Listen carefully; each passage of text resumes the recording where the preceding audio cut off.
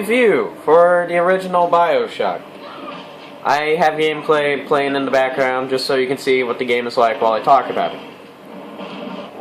The game begins with you on an airplane, and in the middle of the Pacific Ocean, your airplane crashes, and you awake from the wreckage as the only survivor, and you see this gigantic tower. So you decide to go down the tower because, you know, why the heck not? And you discover that there's this like little, it's kind of like a cable car, but for underwater. It's called a bathysphere. Oh. And it just leads you to this wrecked city known as Rapture. Okay, it's an underwater city. Also, there's these things. That thing. That is a Big Daddy. I'm one of the few people who actually think they're adorable. I don't know why. There are a few things I just have to say about this game that I really don't like. One, I beat this. Okay, that's not the problem. There is no New Game Plus. Right? You have to go through each of these difficulties. I beat it on medium, because that's how I always start every game, on the second difficulty, on medium, because, I don't know, that's just the thing I have, but I already beat this game on medium. So, we do new game. It just replays the whole game. You can't do this, but I will play the intro for you while doing the review. So, you don't really need to see my face. Okay. Yeah, you know, 1960. Ain't it amazing? And well, another problem I have is actually one of the strangest problems. Because it's weird. I don't like the fact that there's Vita chambers. You know how in Borderlands, if you die, you wake up at the nearest respawn point, back to full health and everything, right? No load screens needed. Well, in this game, it's kind of like that, except dying can actually help you in this game. And it shouldn't really do that. Because when you die and you come back in these Vita chambers, the Vita chambers give you half your health and half of your Eve back. Okay? Half your health and half your Eve. Okay? And well, how should I put it? Let's say you have a med kit. Right? Just level with me. You have a med kit. You don't want to use it yet because you know you'll need it later. You can just let an enemy. You can damage an enemy as much as you can and let it kill you because you're just going to come back with half health anyways. Meaning, what I'm saying is when you have less health, of course. But also, this game looks beautiful, and you can just use that to your advantage. And it's not really that good, because you can breeze through the game. Okay, this is how the game begins, you know. The water is so freaking pretty. That is pretty. It's a tower. Okay. Also, I forgot to mention, I in my first video, I did mention I would do reviews. This is my first review. And well, the game is old, so I can't really bash it too much. I mean, I'm not really a person about graphics, but I can play a game just fine. I play Nintendo games, okay? Well, old Nintendo games. So this game looks beautiful to me. It looks more beautiful than COD did in 2010. That's one thing I have to say. This game does not have many bugs at all, which is another good thing. It is barely glitchy, and I forgot where to go for just a second. This is a good quote. Oh. I don't really. I don't like the fact that your protagonist only has one line the whole game. Okay, he has one line, and that's right at the beginning. He just says. He says his parents told him he would grow up to do great things, and he said they were right. That's all he says the whole game. But, like, we've already seen protagonists without voices, okay?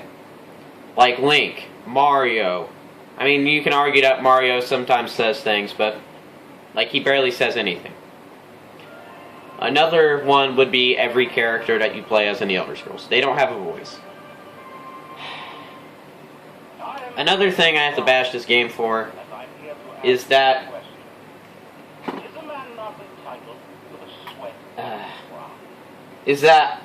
the main bad guy that they talk to you about, I'm not going to spoil who he is, but I didn't really hate him. Like, I didn't even really want to fight him. And the final boss is like one of the easiest enemies in the game. The final boss, it's awesome fighting him, but he's too damn easy. He is so easy.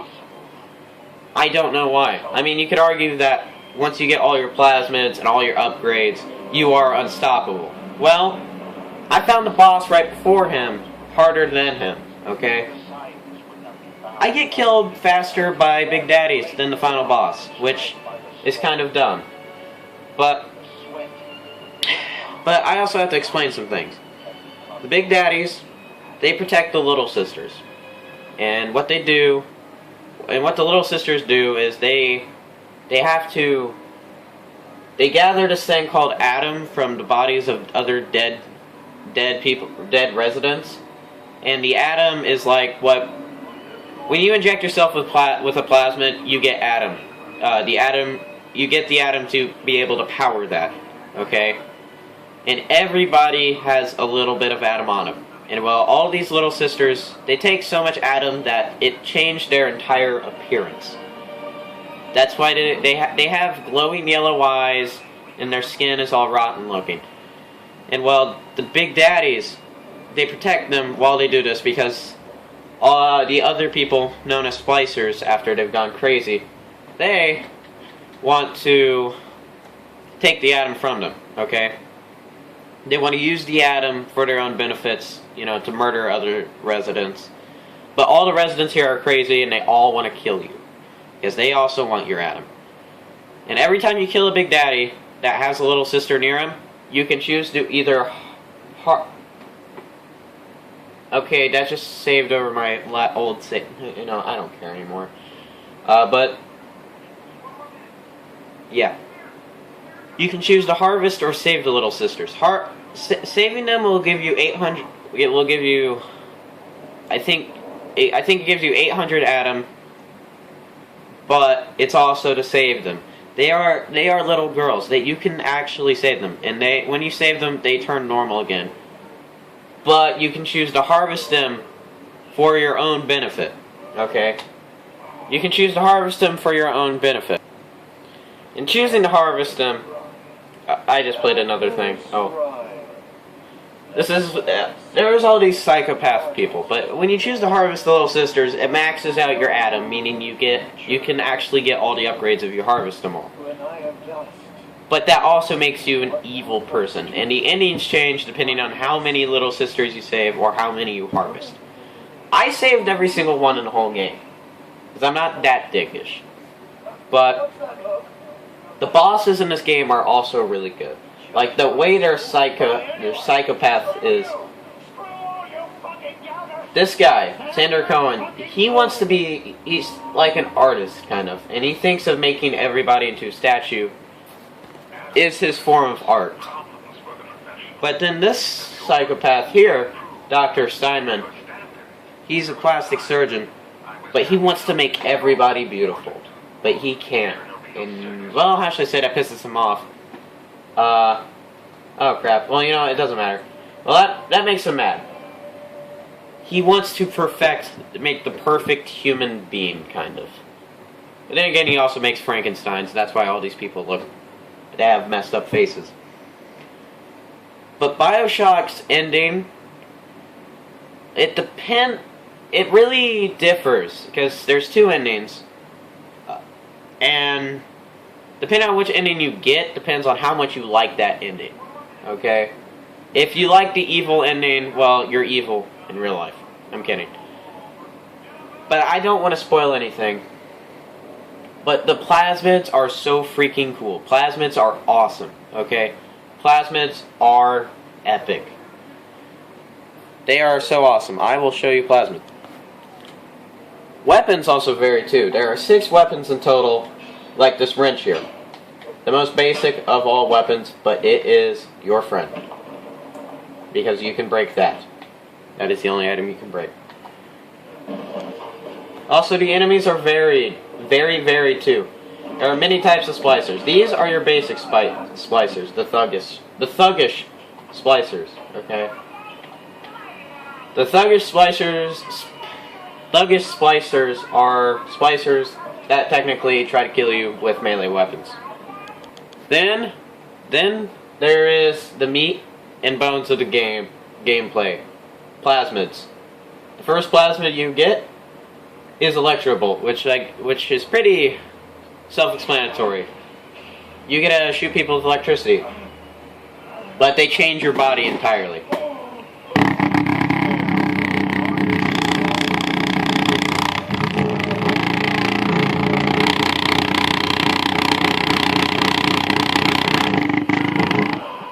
That is the vibration from the controller on the table. That's how much it vibrates. It's that intense. So imagine that in real life. Here's some more thuggish splicers. You can tell they're a little messed up. Still got some Atom on them. Yeah. Because Atom is the essential... Because with Atom you can buy newer plasmids, and you can get upgrades to those plasmids. Like you buy the second and third version of each plasmid. But to also add upon the plasmids, there are also tonics, which are passive upgrades. And you have up to 5 tonics in each slot. There is physical, engineering, combat. Oh, that's a big daddy. Ain't he adorable? I'm the only person who thinks that. It's Mr. Bubbles. That's a little sister. Look, Mr. Bubbles. Angel. I can see light coming from the sky. Wait a minute. He's still breathing. It's alright. Yeah. I know he'll be an angel. They also reference dead bodies, the little sisters do, as angels. Because I guess Adam are divine light. But then, you realize Adam, it's a cool, funny joke. Adam is your currency for buying plasmids. Eve is the power of your plasmids. Which is hilarious. Also, I have to say, this is literally... this is the coolest version of electricity I have seen in video games. It just looks so cool. And it sounds so cool. This is a Vita chamber. As I said, Vita chambers. I don't really think they don't really help the game, is what I'm trying to say. Okay. Yeah, hold on, Splicer. Killed. Plasmids really, really help. And to get your Eve back, you use these Eve hypos, which... which are like drugs, basically. Drugs are so... They kill you in real life, but they hurt you in real... They kill you in real life, but they help you in video games more than anything. But back to weapons. Also with this wrench, hold on. You also get the revolver. But then, there are weapon upgrades that make these weapons insane. You see this revolver? Well, when you get the extended clip upgrade, it extends the clip to 48 rounds, giving it a gigantic drum clip. And you can also upgrade firepower, which makes the barrel gigantic also. But some weapons, like the shotgun, for instance... Also, sometimes there's these ghosts, okay? Okay. You also can pick up these diaries, which will tell you more about people in Rapture. Hold on. Okay, there we go. You can also use toilet.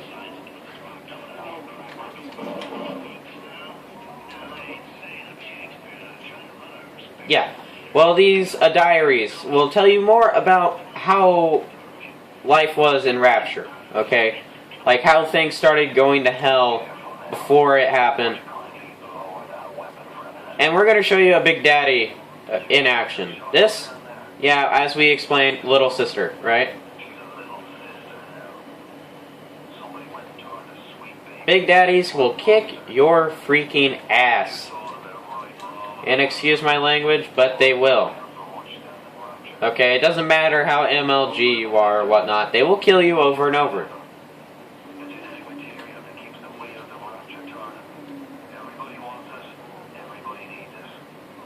Everybody wants it, and everybody needs it, okay?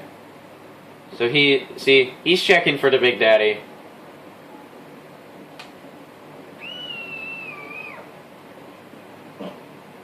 Oh, that's Mr. Bubbles!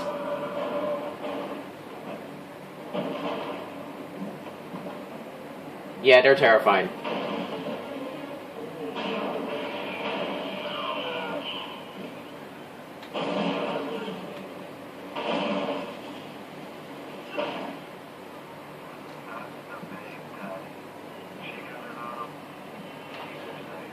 Yeah. There's also variation between Big Daddies, okay? There's a variation between Big Daddies. I think there's actually like 4 types of Big Daddies. And well,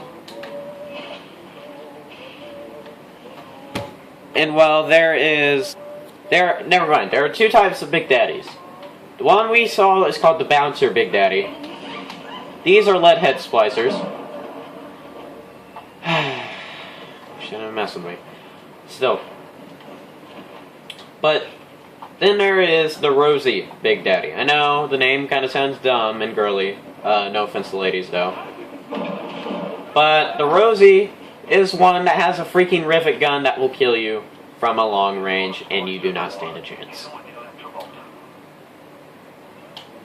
Oh yeah, water ones. They die.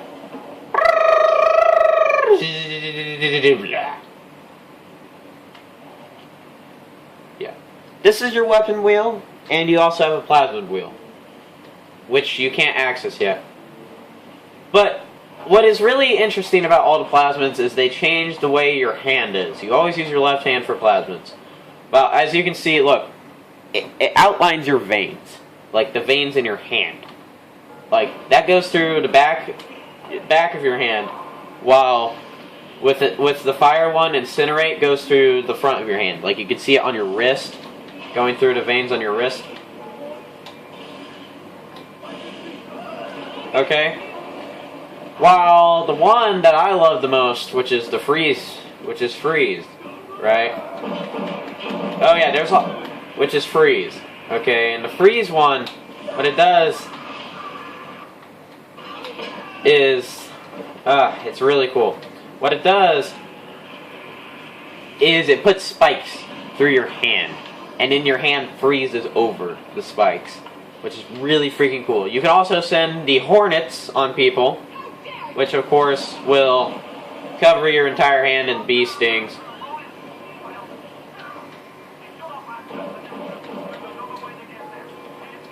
But my biggest problem, as I said, was there was no New Game Plus. But the game is beautiful. The game has really good gameplay. But for those of you who like aiming down sights like this, you can only do that with the crossbow, handgun, well, revolver, which is also known as just pistol, and a machine gun. Aiming down sights does not help your weapon whatsoever, so don't do it. All it does is it's just a zoom, okay? Just zooms. That's really all it is. Crouching?